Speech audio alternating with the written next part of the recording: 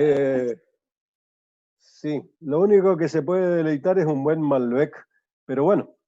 eh, a ver, hasta ahora nosotros estuvimos trabajando. A ver, hay que poner bien en claro lo siguiente. En análisis 1, ustedes hasta ahora estuvieron trabajando con funciones de la forma llamada así, f de x. Esa era la nomenclatura. Por Dios, yo lo veo al revés acá en mi... ¡Qué desgracia! Perdón, Pero no se sé ve por bien, qué. César. Está bien lo que estás haciendo. Está Sí, bien. pero a mí en mi visión me sale al revés. Ah, ¡Qué, bueno, en qué espejo. desgracia! No sé por qué motivo me... Bueno, no mires ahí, mira el pizarrón nomás. Bueno, después voy a ver qué hago. Bueno, vamos a empezar de nuevo.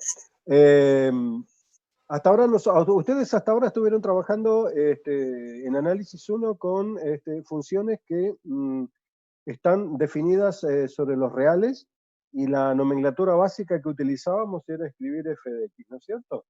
Luego ampliamos un poco nuestra mirada y pasamos a considerar que nuestro dominio o el conjunto de definición de las funciones está en R a la 2, en R a la 3, en general en R a la n, ¿no es cierto?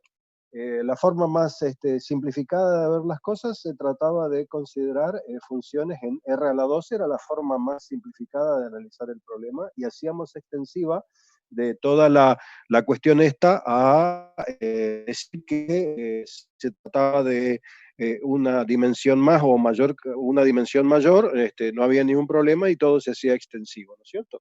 Y en general tratábamos nuestro problema describiendo la situación tomando en cuenta una nomenclatura de la forma f de xy. Bien, con esto nosotros habíamos analizado el problema de la continuidad, de la derivabilidad, de las derivadas parciales, de las derivadas direccionales, de la existencia del plano tangente, de la existencia del vector normal a la superficie definida por esto que está escrito acá, ¿no es cierto? Y habíamos generalizado, como acabo de decir recién, a una situación de que el dominio sea n-dimensional. Por ejemplo, lo llevamos al problema a considerarlo de la forma así, ¿no es cierto?, en la nomenclatura escrita de esa manera, diciendo de que nuestra función estaba definida en un espacio métrico de 3 dimensiones. Bueno, si el espacio métrico es de mayor cantidad de dimensiones, obviamente abandonamos la nomenclatura x y z y simplemente terminamos por escribir f depende de algo que simbólicamente nosotros indicamos así, ¿no es cierto? X es un vector, y x, el vector x, es un vector que tiene n componentes, o sea que tiene x sub 1, x sub 2, punto, x sub n componentes, ¿no es cierto? De allí está entonces de que la nomenclatura general se trate en líneas generales de esto, ¿no es cierto?, de decir, estamos tratando con función de vector. O sea que el dominio de la función es un elemento del espacio métrico n-dimensional, y decimos, por lo tanto, de que es un vector, el dominio, un vector es un elemento del dominio de la función. Es eso lo que terminamos por decir. Cuando el vector es bidimensional, bueno, lo tratamos con la forma xy, con el vector es tridimensional, lo tratamos con la clásica forma x y z. Y bueno, cuando es n bidimensional, obviamente lo trataremos de alguna manera simplificando la nomenclatura y escribiendo esto. Esto, así como está visto, se llama o da origen a lo que normalmente tratamos nosotros como campo escalar. El campo escalar para nosotros sería así en una especie de figura representativa, tratando el tema, por ejemplo, en 2 dimensiones, en decir, bueno, perfecto, miren, estamos en un problema bidimensional, o sea, el dominio de la función es bidimensional, y cada punto del dominio es un vector, en este caso este es el vector de coordenadas xy, perfecto, y a este vector le tenemos asignado un número, y ese número está dado por la ley de aplicación f de xy, ¿no es cierto? De allí está entonces de que esto que está acá, que es un espacio métrico o un espacio vectorial, también tiene asignado para cada punto o para cada vector un escalar, y de allí está entonces que esto también se designa como campo escalar, que esa es la definición o la nomenclatura más normal o más estándar que nosotros nos encontramos en la literatura, ¿no es cierto? Campo escalar. Bueno, si el dominio está en el espacio tridimensional, ese será un campo escalar tridimensional. Si el dominio está en un campo n-dimensional, bueno, será un campo escalar n-dimensional. Eso les debe quedar claro y no les debe producir confusiones el uso de la nomenclatura un poco, o las palabras que cambian un poco de acuerdo a distintas literaturas. Después, cuando fuimos analizando el problema de las derivadas direccionales, o el caso general de las derivadas generalizadas, por así decirlo, para una función, para un campo escalar n-dimensional, para un campo escalar cuyo dominio es n-dimensional, nosotros introducimos un concepto que se llama concepto de gradiente. Es más, el concepto que nosotros habíamos introducido era decir, bueno, perfecto, la derivada de la función en un determinado lugar x, en un determinado lugar dado por el vector x, según la dirección del vector e, es igual a una operación formal que llamamos gradiente del campo escalar sobre ese vector x multiplicado escalarmente por el vector. Y el gradiente, para el caso bidimensional, es decir, para el caso en que f sea una función de dos variables, por ejemplo, el gradiente quedaba descrito formalmente como derivada parcial de la función respecto de la variable x en el par xy que estamos tratando, versor i, si les gusta de esta manera, más derivada parcial respecto de i en el par ordenado xy, versor j. Para un caso bidimensional hará esto, para un caso tridimensional, o sea, para el caso de un dominio tridimensional, aparecía el versor i, el versor j y el versor k. Bueno, para un caso n-dimensional, no vamos a indicar i, j y k, sino vamos a indicar un versor, una nomenclatura de versor determinada. Pero en definitiva, noten ustedes acá de que aparece una nueva estructura matemática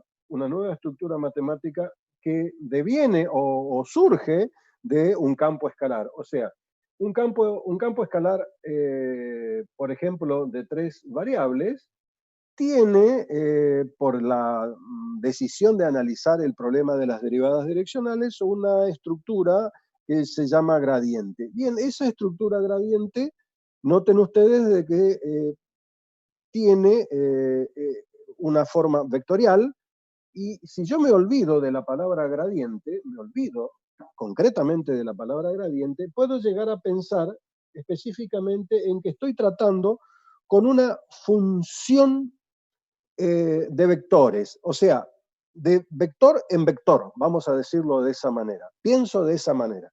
Miren, tomemos las cosas de esta manera. Gradiente de f, vamos a suponer que f es una función de dos variables, supongamos que es así. Fíjense que gradiente de f concretamente se escribe derivada parcial de la función respecto de la variable x, coma, derivada parcial de la función respecto de la variable y. Un par ordenado. O sea que cada vez que yo elijo un par ordenado xy, como sé cuál es la función f de xy que estoy considerando, termino con otro par ordenado que es f sub x en ese par ordenado, f sub y en ese par ordenado.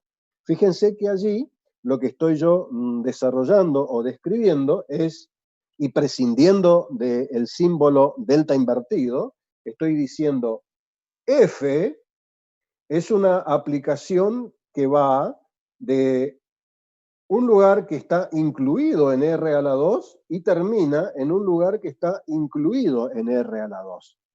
¿Me entienden? O sea, fíjense que lo que acabo de describir de esta manera es de cada par ordenado xy dominio de la función f. Recuerden que yo empecé con todo este lío trabajando con una función de dos variables, un campo escalar de dos variables. Entonces cada vez que yo elijo un par ordenado que forma parte del dominio de esta función, y como yo ya sé hacer las derivadas de esta función, las derivadas parciales de esta función, descubro una nueva estructura matemática cuya primer componente y su segunda componente están relacionadas con las derivadas parciales de este campo escalar. Y digo entonces, olvidándome de la palabra gradiente, concretamente, de que tengo yo una aplicación vectorial de forma tal de que un elemento del dominio de esta aplicación vectorial está en R a la 2 y su imagen también está en R a la 2. Fíjense que para el caso del gradiente eso se cumple perfectamente bien en el caso del gradiente para el caso de un campo escalar de dos variables. Ahora, si yo no considero más el problema del gradiente, y pienso en una forma generalizada, no ya con las derivadas parciales, y pienso las cosas de esta manera. F es una función que toma un par de valores xy y que me va a otro par, pero de esta manera, f sub 1 de xy, f sub 2 de xy. Fíjense que acá lo que estoy diciendo yo es que f es un campo de vectores que depende de dos variables x, y, que me produce para cada par ordenado x, y un vector. ¿Se entiende? O sea, antes yo tenía una f de xy y decía yo, eso es un campo escalar, y para cada par ordenado xy del dominio de esta función, me producía a mí un número dado, que lo llamo escalar. Ahora digo que tengo una función vectorial, y esa función vectorial de dos variables la voy a llamar campo de vectores o campo vectorial, y para cada par ordenado xy voy a producir un par ordenado de forma tal de que este par ordenado me define a mí este otro par ordenado, dado formalmente por el valor f1 en xy de acá, el valor f2 en xy acá. ¿Qué es f1 y qué es f2? f1 es un campo escalar, f2 es un campo escalar, y cuando los considero en esta combinación, ambos campos escalares me definen a mí un campo vectorial, en este caso de dos variables. Entonces, fíjense cómo este mundo de las matemáticas, basándose siempre en las mismas ideas, va transformando y va anexando o va creando consideraciones. Y entonces nosotros tenemos ahora, a modo de resumen, una f de x para el caso de análisis 1, para el caso más simple de análisis 2, un campo escalar que lo llamo f de xy, y luego un campo un poco más difícil, vamos a decirlo así, escrito de esta manera, por ejemplo, que sería una situación más simple, bidimensional, en donde acá tengo yo un campo de vectores. Y un ejemplo de campo vectorial es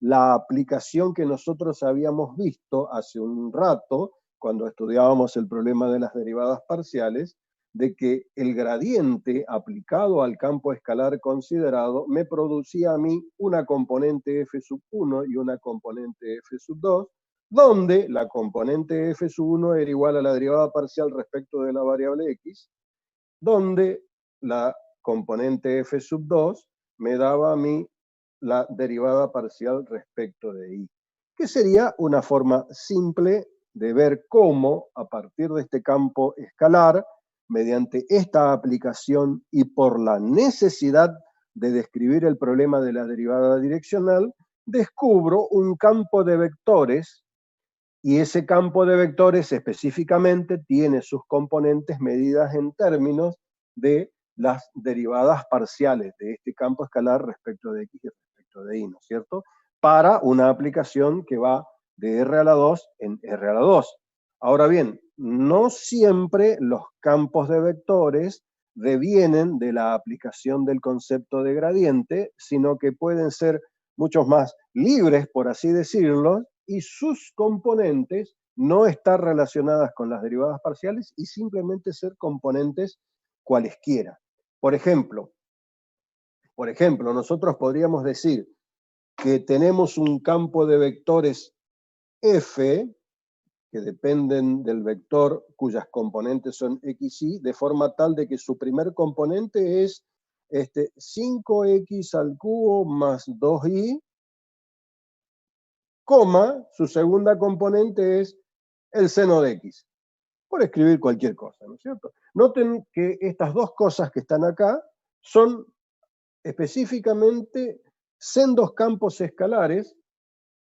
En este caso particular lo escribí a propósito, no depende de la variable y, depende exclusivamente de la variable x, no importa, pero son dos sendos campos escalares que se constituyen en componentes de este campo de vectores. Entonces, fíjense cómo vamos anexando complejidad al problema y tenemos entonces funciones que sería un campo escalar unidimensional, análisis 1, vamos a decirlo así. Luego, funciones de dos o más variables. Luego, campos vectoriales, estas funciones de dos o más variables que las llamamos campos escalares o las encuentran ustedes escritas en los textos como campos escalares. Y luego también aparecen campos vectoriales. Y un ejemplo de campo vectorial es el que deviene del problema del gradiente, pero no siempre el problema de los campos vectoriales van a devenir de un campo, de un gradiente, ¿no es cierto? Esto es un caso particular nada más. Y los campos de vectores en general pueden ser cualquiera. Habrá algunos que serán gradientes, habrán otros que no son gradientes, por así decirlo, ¿no es cierto? No sé si más o menos pescan un poco la idea que les estoy tratando de transmitir para que entiendan cómo va avanzando el nivel de complejidad de toda esta situación que vamos viendo lentamente. ¿Alguna pregunta, por favor? ¿Puedo representar cualquier función como un vector, puede ser? ¿O no? En realidad no es que podés representar cualquier función como un vector, sino que puede haber situaciones que te exijan, te obligan, o que la situación le caiga bien ser representada como un vector, pero eso no significa de que cualquier función es representada como un vector. Mirá, debe quedar claro esto. Cuando nosotros hablamos del problema, tomo siempre el problema del dominio bidimensional, que es el caso más simple, ¿no es cierto? Pero puedo generalizarlo para un dominio n-dimensional. Y digo, tengo un campo escalar f de xy igual a 5x por y más 3. Bien, vamos a poner al cubo para decir que lo hacemos difícil. Fíjate que esto que está acá no es representado por un vector. Esto que está acá no es representado por un vector. Acá lo que digo es, el dominio de esta función está dado por un par ordenado. Y ese par ordenado sí es un vector. ¿Me entienden? Ahora bien, cuando yo aplico este vector en esta función, descubro de este lado un número para cada par ordenado de xy.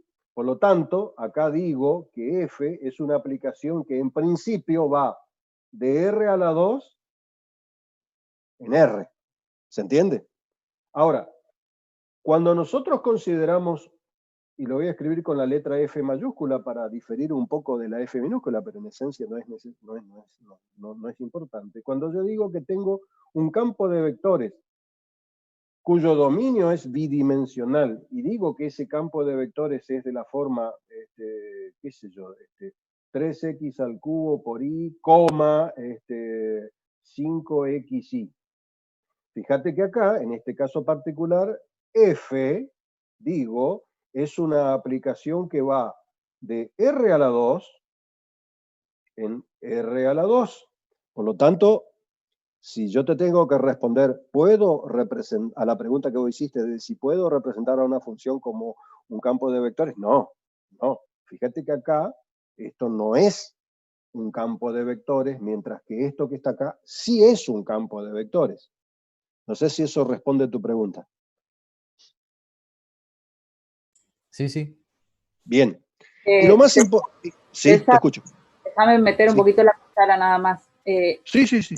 En realidad, como dice César, el tema del tipo de fenómeno, ya sea físico o de otra naturaleza, te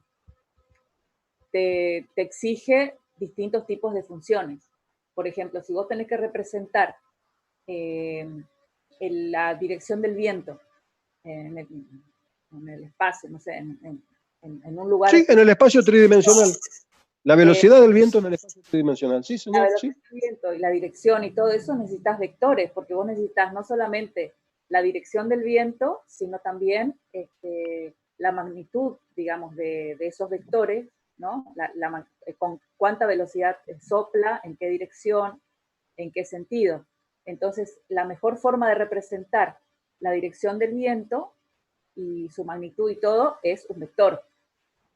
Sin embargo, si vos tenés que representar la temperatura en una placa, la temperatura con un valor real ya la representás. Entonces, para eso necesitas nada más un campo escalar, que en cada punto de la placa, que es un plano, ¿no? Algo plano, le asignás un valor de temperatura. Ahí necesitas un campo escalar. Entonces, depende del fenómeno físico, químico, biológico, no sé lo que sea, es el tipo de función que que te va a representar ese fenómeno.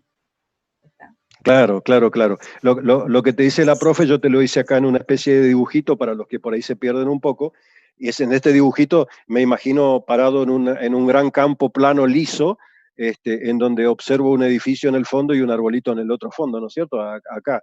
Y obviamente hay un viento que circula en ese gran volumen del espacio físico que tengo, ¿no es cierto? Si el viento es normal, suave, como uno podría llegar a imaginarse en una situación de brisa suave, en un punto dado, nosotros podemos decir, perfecto, este punto estará designado en términos de un sistema de posicionamiento, en términos de un vector de coordenadas X y Z, ¿no es cierto? Y en ese punto las características del viento serán tales que, por ejemplo, me puedo imaginar que lo represento con una flecha, ¿no es cierto?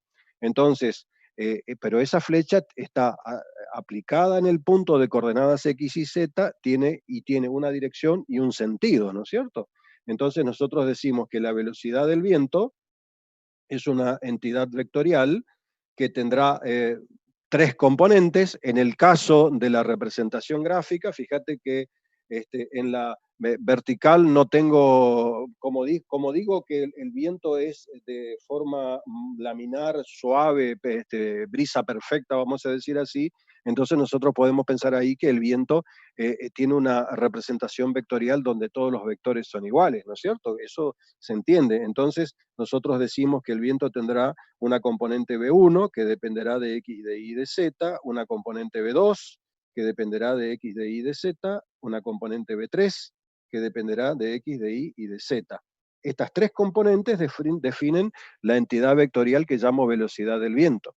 Que si el viento tiene ciertas características que describen su condición en términos de turbulencia o en términos de su brisa, vamos a decirlo de esa manera, cada una de estas componentes indicará y tendrá una representación formal en el espacio tridimensional. Pero cuando ese viento se arrima a la estructura del edificio, ese viento hace cosas raras a la vuelta del edificio, hace cosas raras a la vuelta del edificio y por lo tanto las características que yo tengo del vector que describe al viento lejos del edificio y las características que yo tengo del vector que representa la velocidad del viento en los alrededores del edificio a la vuelta del edificio son obviamente consideradas un poco distintas de acuerdo a la naturaleza de los objetos que aparecen por donde circula el viento nuevamente. Entonces, nota acá que viento es una aplicación formalmente para nosotros, que describe una velocidad, por supuesto, que va de R a la 3 en R a la 3.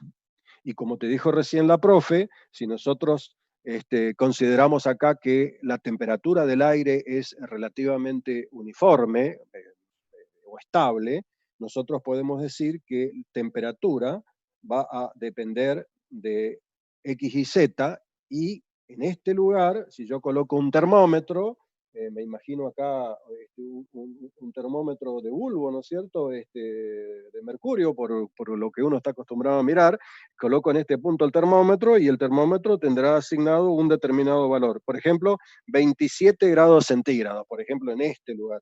Pero si yo me arrimo hacia el edificio o me coloco detrás del edificio o pasa algo distinto, entonces la temperatura obviamente va a ser distinta, pero nota que la naturaleza del problema, acá, en el caso formal de la temperatura, va a ser una aplicación que va a ir de R a la 3 en R. Por eso es que la profesora te dice, bueno, de acuerdo a las consideraciones de lo que estás pensando en términos de modelo matemático, cada modelo matemático necesario podrá llegar a ser distinto, ¿no es cierto?, de acuerdo a la naturaleza de lo que estás estudiando. ¿Preguntas?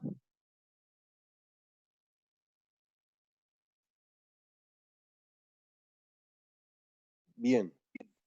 Profe, ¿el campo eléctrico podría ser un ejemplo también?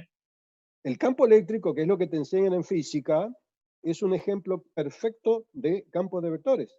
Porque fíjate que el campo eléctrico, a pesar de que ustedes en general lo describen en términos de un modelo matemático y referido a cargas, que es algo todavía, viste, uno lo acepta, pero que en realidad mentalmente la carga es algo, algo muy extraño, ¿no es cierto? Pero bueno, dejemos de lado ese problema, pero el campo eléctrico sí es cierto que tiene una naturaleza totalmente vectorial. Y alguien podría decir, a ustedes, por ejemplo, les enseñan el fenómeno del capacitor, por ejemplo, y hablan del capacitor de placas paralelas, por ejemplo. Entonces el profe de física les describe un par de placas que son superficies metálicas conductivas, que no se tocan. Yo lo estoy dibujando de esta manera, y perfecto, acá tengo un conductor y por acá tengo el otro conductor y por acá tengo yo la fuente del potencial eléctrico o la fuente que me va a suministrar la energía eléctrica. Y una vez que se establece la corriente eléctrica necesaria para que este capacitor quede cargado en términos eléctricos, nosotros nos vamos a encontrar de que el campo eléctrico lo vamos a representar formalmente entre las placas como un vector, y ese vector será E, y ese vector será E, en este caso dirigido del potencial negativo hacia el potencial positivo, porque los electrones se dirigen en el sentido en que les asigna la flecha del campo eléctrico, y ese campo eléctrico E, entre las placas, y yo me imagino que las placas están referidas a un espacio tridimensional X y Z, lo tomo así porque por acá tendré un sistema de representación tridimensional, entonces dentro del espacio formal del capacitor yo tendré un X y Z, entonces para mí E, en este caso particular, va a ser una aplicación que va del espacio tridimensional o de una parte de E a la 3, la que hace a las veces de dieléctrico del capacitor, en donde en R a la 3, ¿no es cierto? Porque voy a encontrarme con que el vector E, campo eléctrico, va a tener 3 componentes.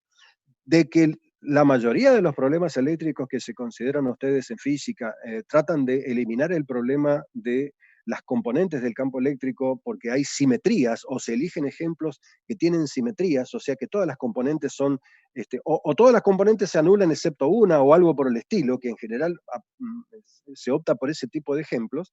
Entonces ustedes terminan trabajando con la norma del campo eléctrico, en general terminan trabajando con la norma del campo eléctrico, y no con el campo eléctrico propiamente dicho, porque el campo eléctrico, desde el punto de vista vectorial, tiene una simetría muy particular, y lo que interesa es ver cómo cambia la norma del campo, y porque el resto ya sabemos cómo cambia o cómo es su distribución.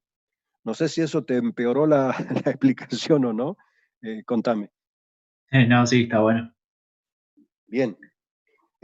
Imagínate, les digo, o sea, aunque parezca una pérdida de tiempo en términos para los alumnos de sistemas o esas cosas, porque por ahí ustedes tienen la cabeza metida en otra cosa, imagínense una torre de alta tensión, una torre de alta tensión como las que por ahí se ven al costado de la ruta, en donde ustedes tienen las cadenas de aisladores, los cables que vienen por acá, las cadenas de aisladores, cables que vienen acá y cosas así, ¿no es cierto? Bueno, no sé si más o menos se entiende mi dibujo. Pero ahí tienen ustedes una torre de alta tensión, soportada de alguna manera mecánicamente, pero imagínense los cables. Esos cables están sometidos a una determinada potencial eléctrico, y alrededor de esos cables existen campos eléctricos, y obviamente también existen campos magnéticos. El campo eléctrico y el campo magnético tienen una determinada manifestación formal en términos matemáticos alrededor de cada conductor, y por lo tanto la naturaleza de esa forma electromagnética, que siempre va a ser campo B magnético, que va a depender de X, de Y y de Z, y campo eléctrico E, que va a depender obviamente de X, de Y y de Z, porque nuestra línea está referida a un espacio tridimensional. Obviamente, cuando se analizan estos problemas, en general tratan de eliminar el problema de la asimetría, o sea, la distribución de los vectores, y trata de considerar el problema en términos de las normas de los campos vectoriales magnéticos y eléctricos, para los análisis que me hacen falta a mí, para el análisis de la estabilidad de la línea, etcétera, etcétera, ¿no es cierto? Pero bueno, esto es meterme en algo que es bueno que ustedes entiendan, de que básicamente en la matemática que nosotros utilizamos, en general utiliza campos eléctricos, perdón, campos vectoriales y campos escalares, y que las dos cosas son de una naturaleza matemática totalmente distinta, ¿no es cierto? Ahora, están muy interrelacionados, eso es obvio, ¿no es cierto? Pero campos eléctricos, campos escalares, campos vectoriales. Tengo la palabra eléctrica en la cabeza. Y un ejemplo que vimos hasta ahora de campo vectorial es el que viene de un campo escalar gracias al gradiente. O sea, ¿por qué? Por la necesidad de un problema de la derivada direccional. No todos los campos vectoriales devienen de un campo escalar, no todos. Algunos sí, otros no. Eso ya depende de qué es lo que estamos estudiando. Bien, ¿alguna otra preguntita? César, estamos en 3 minutos, digamos, tendríamos. Bueno, ¿querés que cortemos y nos enganchemos en 10 minutos, una cosa así, Vivi? ¿15? Bueno, ¿hacemos un recreito? Seguiríamos con el análisis de campos escalares, ¿verdad? Sí, pues seguimos con el análisis. O sea, vamos a empezar a mirar ahora un problema, o sea, entendido el panorama en donde estamos metidos, volvemos a los campos escalares y empezamos a mirar el problema de cómo analizarlos en términos de su variación, en términos de saber cuánto de grande pueden ser, cuánto de chicos pueden ser, etcétera, etcétera. En principio eso se llamaría, formalmente en los textos lo van a encontrar ustedes como análisis de los extremos relativos de los campos escalares. Así sería más o menos la idea. Definimos el horario, Vivi, y no hay ningún problema. Bueno, son las 5:07, volvemos 5:15, ¿sí? ¿Listo? ¿Listo?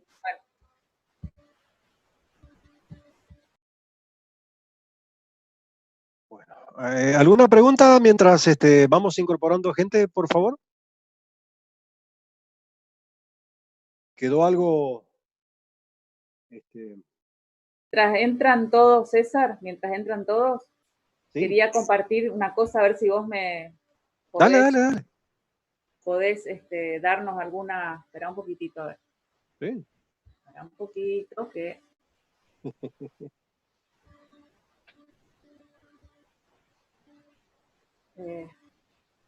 Ok.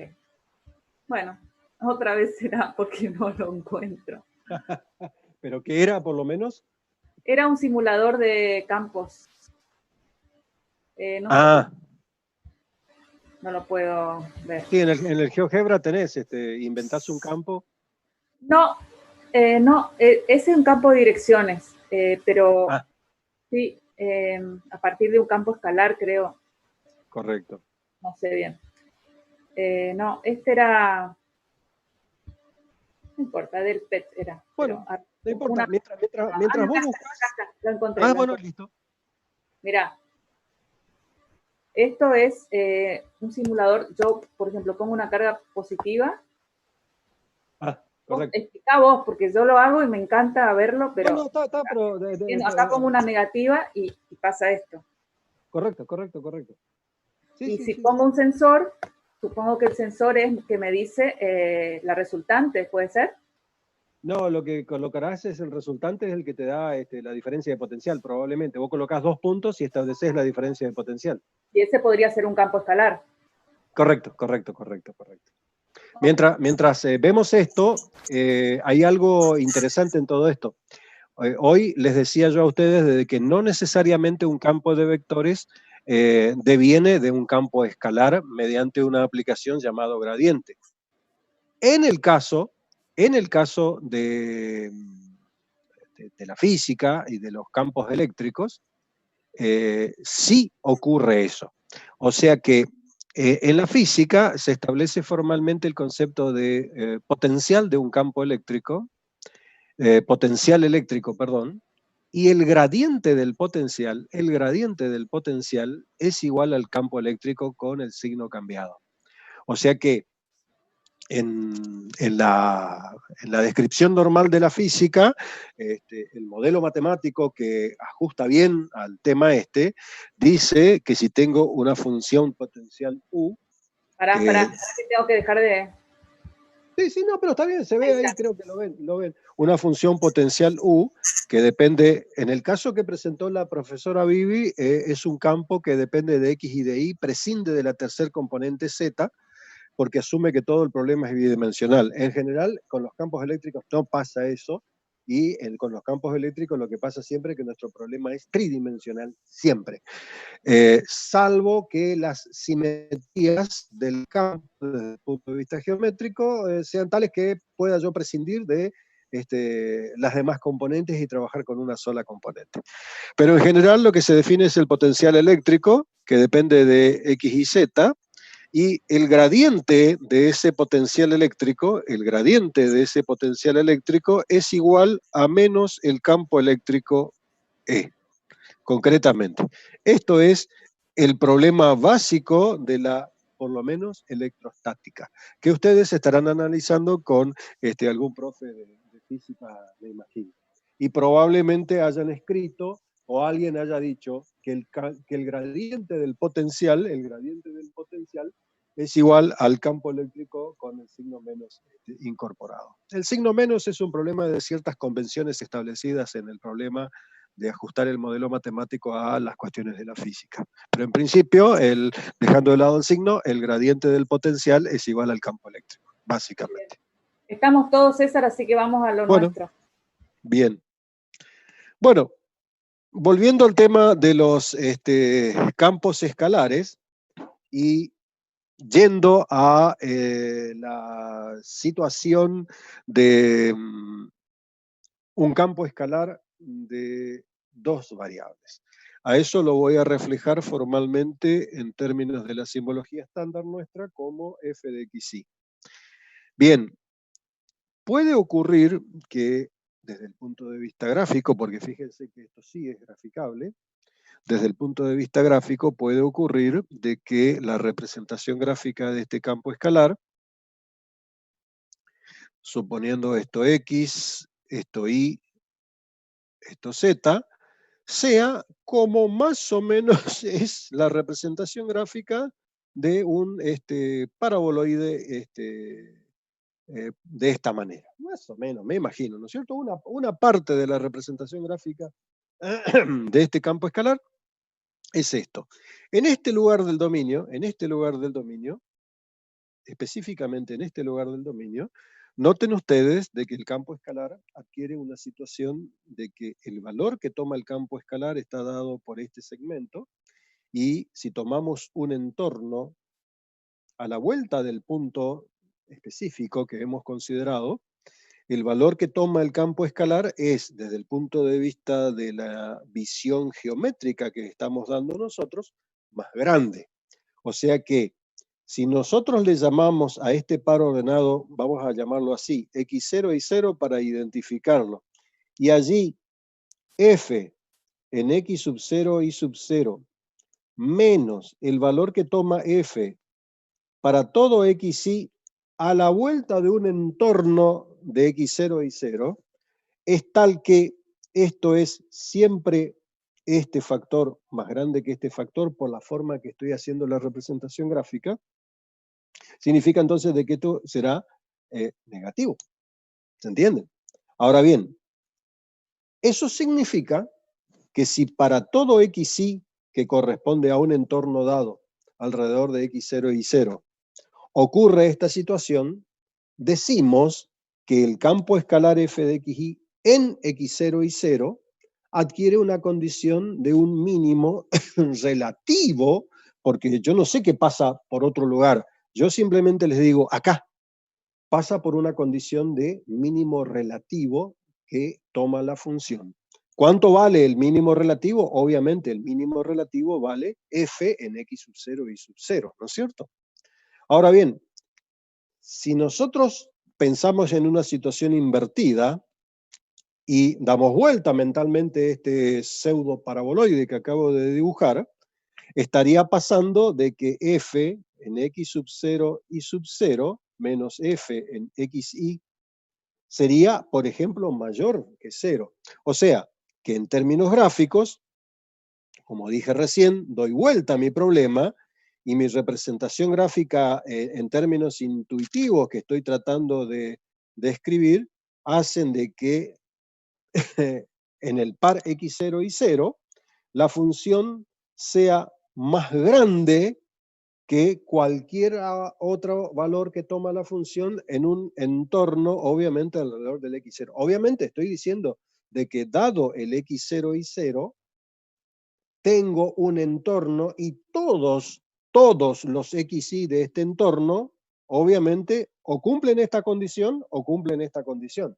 Si cumplen esta condición o cumplen esta condición, son dos situaciones en términos geométricos distintas, y en la primera dije que tengo un mínimo relativo y en la segunda dije que tengo un máximo relativo. Relativo por la razón de que, como les aclaro, yo estoy analizando una situación local. Yo no sé qué es lo que pasa en el mundo del dominio de esta función, no sé lo que pasa en el mundo del dominio de esta función, obviamente más allá que en este lugar que en principio lo descubrí o sea, descubrí el x0 y 0 como una condición, no sé, una casualidad, vamos a decirlo así, ¿no es cierto? Es obvio de que si yo no conozco la representación gráfica de la función, no puedo decir gran cosa, y obviamente no la puedo descubrir, y si estoy ante un análisis sin pensar en la representación gráfica, puede ocurrir de que esto para algunos xy sea menor que 0 y para otros xy sea mayor que 0 y por lo tanto, y yo no sé lo que le pasa a la función ante esa situación, ¿no es cierto? Yo no sé si estoy en una situación de máximo relativo o mínimo relativo o viceversa, ¿no es cierto? Es obvio de que todo este pensamiento que yo les induje recién está en términos de una hipotética representación gráfica del campo escalar de dos variables. Imagínense este problema ahora si este campo escalar no fuese representable y fuese de 3 variables o de 4 variables. Estoy frito formalmente para analizar la situación específica de los extremos relativos. Incluso ante una situación de esta naturaleza, de un campo escalar de dos variables, estoy hablando, ¿no es cierto? O sea, de una formal función que dice que va de R a la 2 en R, concretamente es eso lo que estoy diciendo siempre, puedo llegar a tener en términos gráficos algo que sea de esta naturaleza. Esta gráfica, que para algunos puede ser un poco complicada, prescindí de dibujar los ejes X e Y, porque entiendo de que lo sobreentienden, ¿no es cierto? Y digo que este que está acá es el par ordenado de x0 y 0, y este que está acá es el valor que toma la función en el par ordenado.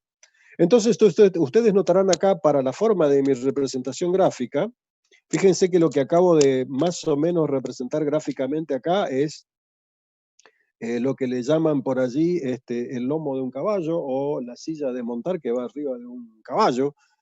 Para los que son, para los que hacen algo con los equinos, noten ustedes de que de alguna manera la cabeza del caballo está para este lado, la cola del caballo para este lado, y la panza del caballo es esto que está acá representado gráficamente. Es eso lo que estoy de alguna manera diciendo, y por eso es que hablo de puntos de silla. Y si piensan en una silla de montar, piensan en algo de esta naturaleza. Y fíjense que acá, si ustedes consideran cuánto vale la función f en el punto x0 y 0, dicen, bueno, vale esto.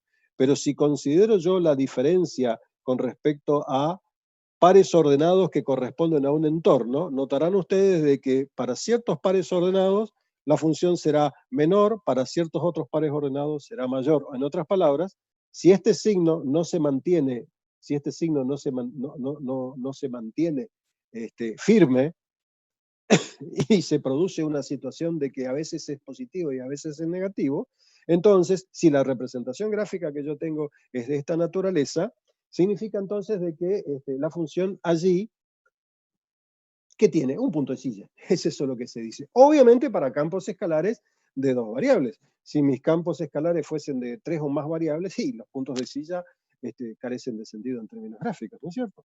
Pero la cosa funciona como si fuese un punto de silla. Ojo. Entonces, fíjense que esta situación tiene una especie de constante que se cumple siempre. Tanto, tanto para una situación de esta naturaleza, tanto para una situación de esta naturaleza, como para la situación de esta naturaleza, hay una constante en las tres representaciones gráficas, que primero de todo estoy diciendo, la función es derivable, existen las derivadas parciales, por supuesto, y la función es diferenciable, y estoy diciendo entonces de que existe el plano tangente a la superficie dada por la función f de xy. Si eso se cumple, significa entonces de que el plano tangente en el punto x0 y 0, en este lugar, tiene la condición de ser horizontal. En este lugar tiene la condición de ser horizontal y en este lugar tiene la condición de ser horizontal.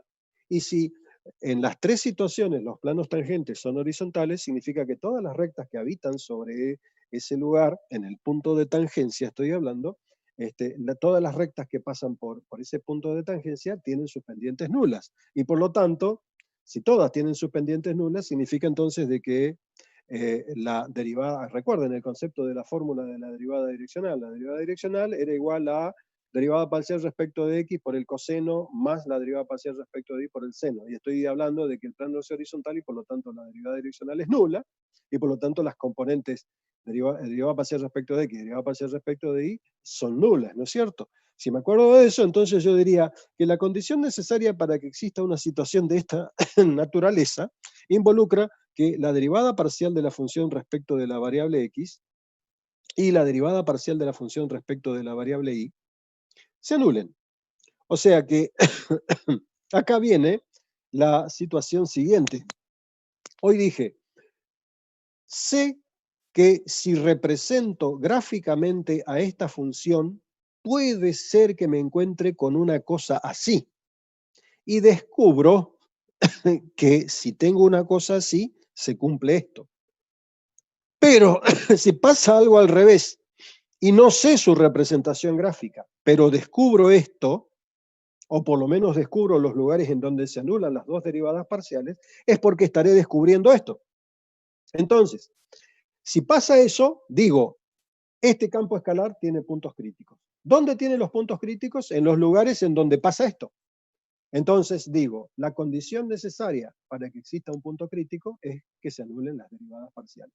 Obviamente, estoy hablando de campos escalares que son diferenciables, o sea, campos escalares que están perfectamente definidos, son continuos, o sea, son campos escalares que funcionan a las mil maravillas, ¿no es cierto? Y por lo tanto, existe siempre un plano que es tangente. Por lo tanto, la condición necesaria para que exista algún punto crítico es que se cumpla la existencia de que las derivadas parciales se anulan. Y ese punto crítico puede ser que sea algo que corresponda a un extremo relativo de máximo, a un extremo relativo de mínimo o a un extremo relativo llamado el punto de silla. ¿Preguntas?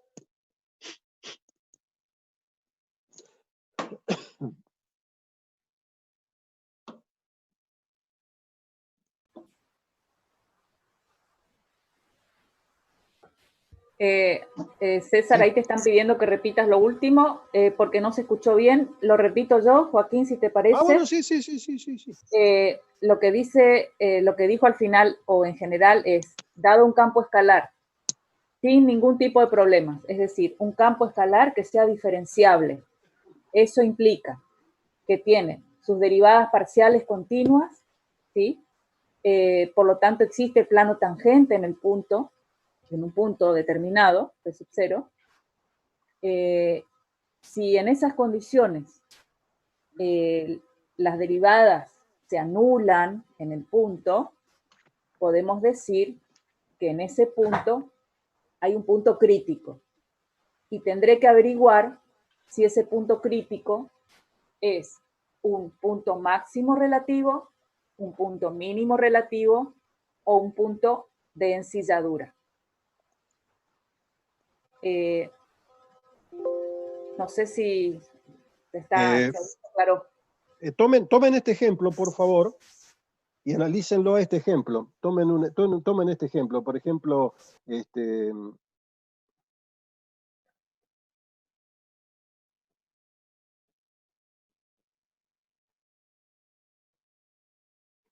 ahí tienen un campo escalar de dos variables. La pregunta que se les hago es, ¿ese campo escalar tiene puntos críticos? Entonces ustedes responden, haciendo cada uno de ustedes en su hoja las derivadas parciales de esto, e igualando a cero las derivadas parciales y viendo qué pueden deducir si es que ambas derivadas parciales se anulan en forma simultánea. ¿Puede ser? ¿Pueden hacer? Háganlo, por favor. Es decir, si hay un punto, un par de puntos o infinitos puntos o ningún punto que Claro. verifica que anule las derivadas, ambas a la vez, ¿no?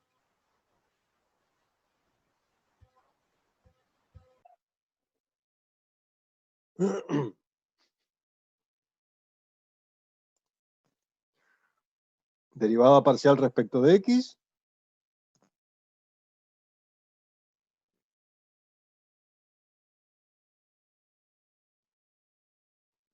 Derivada parcial respecto de Y.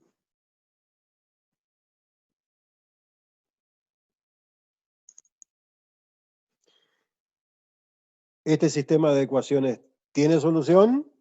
La respuesta, sí. La primera ecuación, fíjense que tiene la suerte de no depender de la variable Y, depende exclusivamente de la variable X, por lo tanto la solución de este problema es extremadamente simple, y sabemos que X es igual a 3, la condición que anula esto. Y este problema, la segunda ecuación, involucra que no depende, o sea, en este caso no depende de la variable X, y la solución del problema es así. Por lo tanto, decimos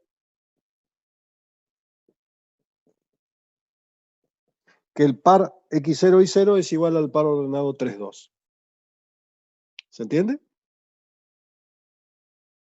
Ahora bien, como nosotros ya conocemos de que esta estructura matemática se corresponde a un paraboloide,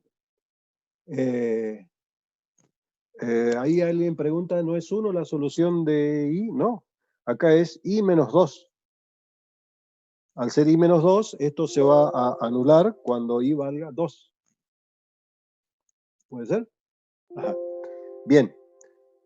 Como todos nosotros ya tenemos identificado a esto que está acá desde el punto de vista geométrico, su representación gráfica es un paraboloide que no es de sección circular, sino que es de sección elíptica, y ese paraboloide tiene una determinada forma muy clara, y fíjense que por ser estos términos positivos y estos factores cuadráticos, este paraboloide tiene siempre una forma creciente, va hacia arriba, significa que desde el punto de vista de la interpretación gráfica que nosotros le asignamos al problema, X0 y 0 se corresponde a un punto crítico que va a corresponder a un mínimo local de esta función en el par ordenado 3, 2.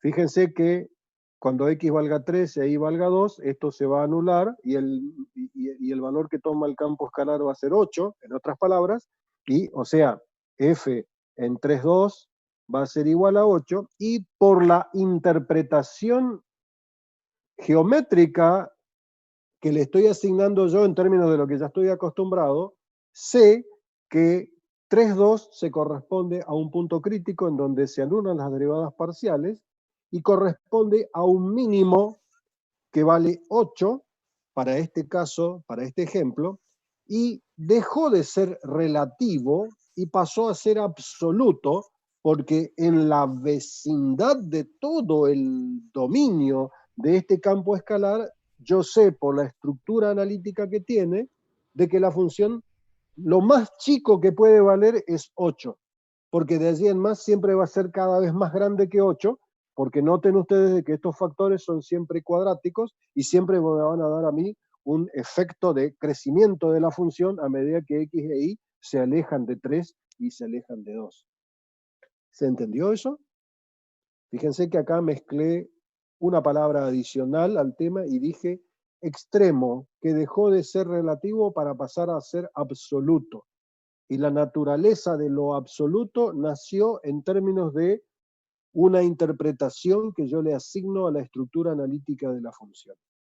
Por lo tanto, un punto crítico es o el lugar en donde hay un extremo relativo, o es, a veces, el lugar en donde hay un extremo absoluto. Obviamente, hasta ahora yo lo descubría todo eso en términos de entender claramente la representación gráfica de la función, aunque no tuve necesidad de representarlo, me imaginé cómo era viendo la naturaleza de la forma en que está definida la ley de aplicación, ¿no es cierto? Fíjense que es una ley de aplicación cuadrática, siempre esto es positivo, ¿no es cierto? ¿Alguna pregunta?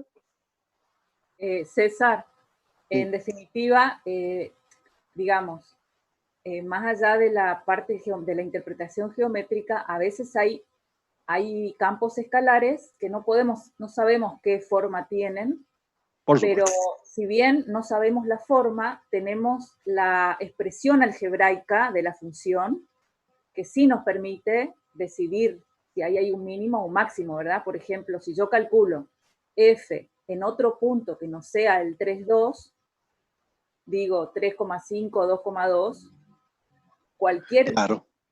cualquier imagen de cualquier punto que esté en un entorno, en cualquier entorno, en realidad, en cualquier punto del dominio, me va a dar siempre mayor a 8, ¿no? Y eso hace que yo pueda afirmar que el punto es máximo, mínimo relativo.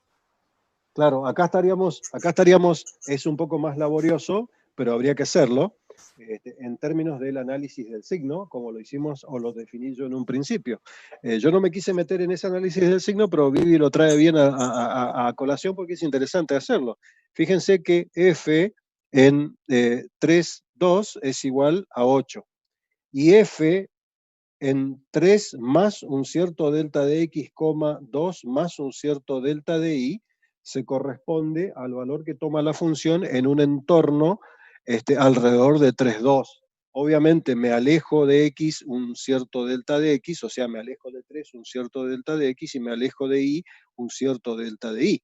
Entonces acá, obviamente, esto va a condicionar la situación de la siguiente manera. Y voy a tener f en 3,2 menos f en 3 más delta de x, 2 más delta de y, igual a 8 menos. Y acá empiezo, obviamente es un poquito más engorroso, pero en definitiva se puede, porque uno escribiría acá 3 más delta de x menos 3. Fíjense que sustituyo lo que vale x acá en la estructura analítica, y esto es 3 más delta de x menos 3, todo elevado al cuadrado, menos, acuérdense que estoy haciendo una resta y la resta me cambia todos los signos acá, y acá me queda 2 más delta de y menos 2 elevado al cuadrado menos 8. Entonces, como se dan cuenta, 8 se va a cancelar con 8, y terminaré por escribir todo esto como desarrollo, bueno, 3 con 3, 2 con 2, ya es evidente, y acá me va a quedar menos delta de x al cuadrado menos delta de y. En otras palabras, lo que podemos terminar por escribir así: delta de x al cuadrado más delta de y elevado al cuadrado con un signo menos como término común de todo esto que está acá. Y fíjense que, lo escribo nuevamente, f en 3, 2 menos f en 3 más delta de x, 2 más delta de y, es igual a menos delta de x al cuadrado más delta de y al cuadrado, escrito de esta manera. Y acá está lo que dice la profesora Vivi, que sin necesidad de tener una representación gráfica, en este caso es simple, ¿no es cierto?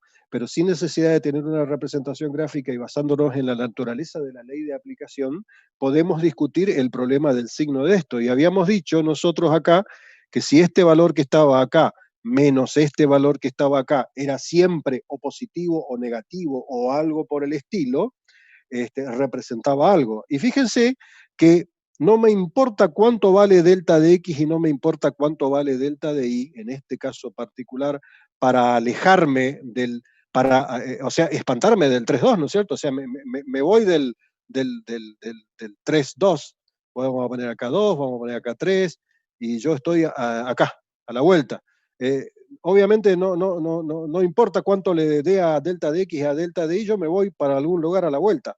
Pero fíjense que delta de x es siempre cuadrático y delta de y es siempre cuadrático, y por lo tanto estoy sumando que está acá, estos dos términos sumados son siempre positivos, y estos dos términos son siempre positivos, y encima fíjense que están afectados de un -1 acá, ¿sí? Esto es -1 como factor multiplicador de todo este término. Por lo tanto, no me interesa si tomo delta de x positivo o negativo para alejarme del par ordenado 3,2, siempre esta diferencia va a ser negativa. Siempre esta diferencia va a ser negativa. ¿Qué significa? De que este número que está acá va a ser más grande que este número que está acá. Eso significa la resta, ¿no es cierto? Al ser negativa, siempre negativa para todo, delta de x, delta de y. Por lo tanto, significa de que f en 3,2 es siempre más chiquitito de lo que vale f en los alrededores de 3,2.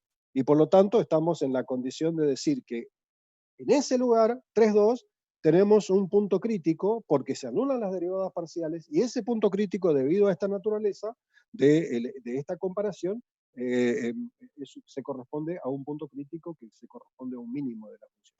Ahora bien, la condición de absoluto surge sí de este análisis. Acá sí surge. Esta estructura analítica no va a tener otra cosa mínima y siempre va a ser creciente. Allí entonces lo absoluto surge de la estructura esta que está acá. Fíjense que, como les dijo la profe recién, sin necesidad de un análisis gráfico o geométrico, yo puedo hacer una aventura matemática en este problema, ¿no es cierto? Y descubrir, gracias a esta aventura, le digo aventura yo, matemática, la situación formal, ¿no es cierto?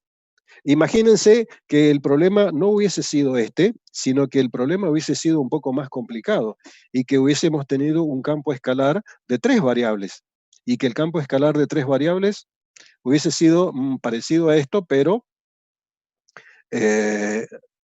vamos a poner acá z-1 elevado al cuadrado más 8. Vamos a hacerlo igual. Fíjense que acá ya los maté con respecto a la naturaleza de la representación gráfica, porque mi problema tiene 4 variables, ¿no es cierto? X, Y, Z y W, ¿no es cierto? Por lo tanto, cualquier representación gráfica corresponde a un espacio tridimensional. Ahora bien, la pregunta del millón es, ¿este campo escalar tiene puntos críticos? Sí. Va a tener un punto crítico en donde el plano, fíjense que metí de nuevo el veneno en el problema. ¿Qué plano?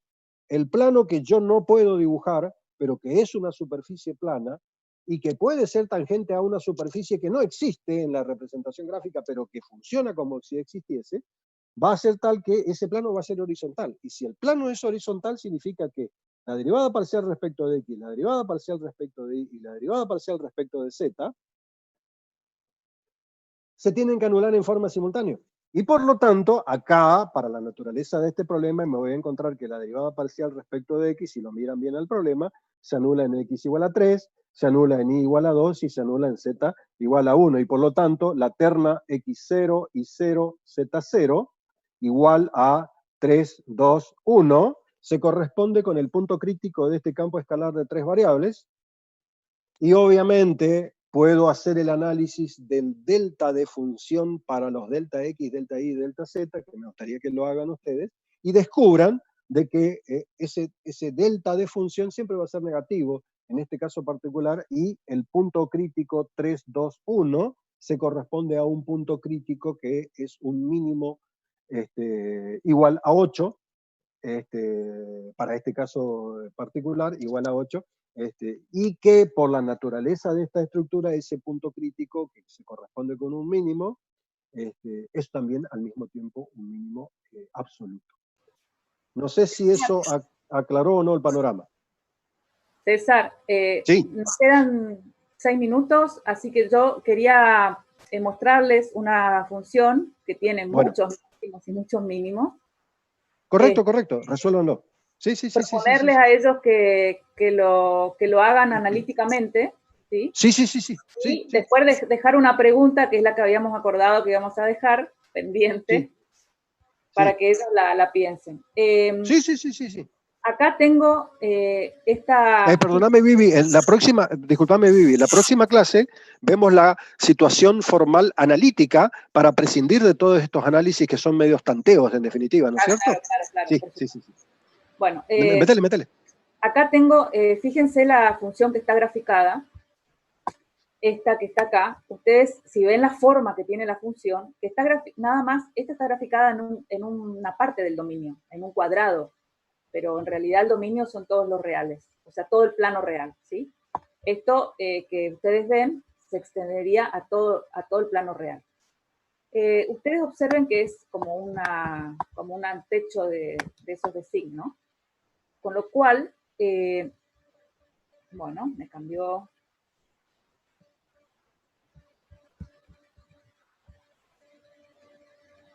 Se ve bien, profe. ¿Ustedes ven GeoGebra? Sí, se ve bien, baby, sí. Bueno, yo veo otra cosa, les cuento. De todos modos, mientras ustedes ven lo correcto, fíjense la forma de la función, que es coseno de x más y, si mal no recuerdo, z igual a coseno de x más y. Yo quisiera que ustedes anoten esa función y que encuentren analíticamente los puntos críticos, ¿sí? ¿Cómo encuentran los puntos críticos de esta función? Bueno, no, definitivamente no me deja mirar. Esa es una de las cosas que quería que, o sea, anoten entonces la función z igual a coseno de x más y.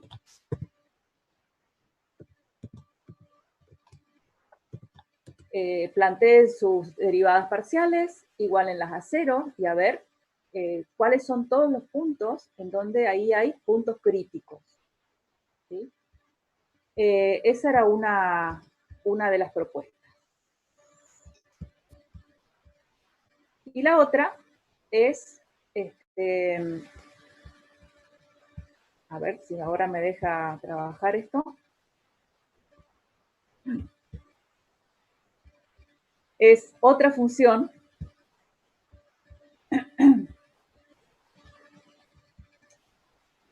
que la tengo acá arriba.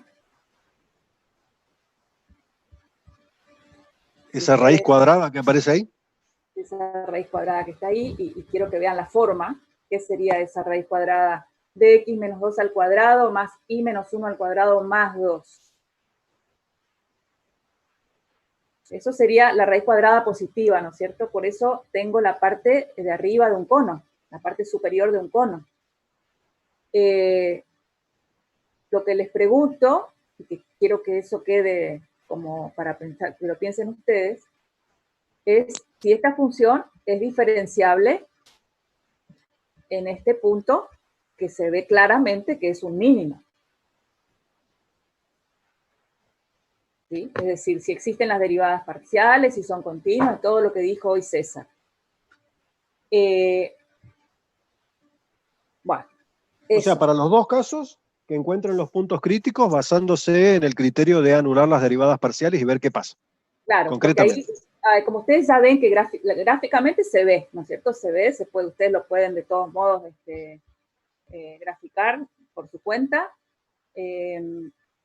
pero analíticamente, ¿cómo sería el análisis de estos puntos críticos? Esas eran las dos preguntas que quería dejar, César. Claro. Recuerden que yo les dije al principio cuáles son las condiciones sobre las cuales íbamos a trabajar. Nosotros íbamos a trabajar sobre campos escalares que eran diferenciables. Un campo escalar diferenciable admite en todo punto de su dominio la existencia de un plano que es tangente. Que quede claro así, ¿no es cierto? De allí está entonces, y aprovecho para preguntar, ¿el video se sigue viendo bien, por favor? Sí, César, se ve fantástico, hoy sale correcto, video. yo ahora lo veo derecho. Bueno, independiente de todo eso, fíjense que este campo escalar que está acá, la pregunta es, ¿está definido para cualquier valor de x y de y? ¿En qué valores de x y de y está definido? ¿Es diferenciable? Y ahora es este campo escalar que está acá, ¿es diferenciable? O sea, ¿existen las derivadas parciales en cualquier lugar del dominio X e Y? Esa sería la pregunta que habría que resolver y se van a encontrar ustedes con la maravillosa sorpresa de que este y este son muy parecidos formalmente en términos de la diferenciabilidad, excepto que este deja de ser diferenciable porque dejan de existir y ser continuas las derivadas parciales en un determinado lugar, en este ejemplo. Mientras que en este ejemplo es en cualquier lugar. Eso es importante que se den cuenta. No volvemos, Nicolás, dejamos con cortamos sí, aquí. Y yo correcto. quiero saber por qué respondiste la pregunta que yo les hago a los alumnos. No, yo estaba... bueno, perdón.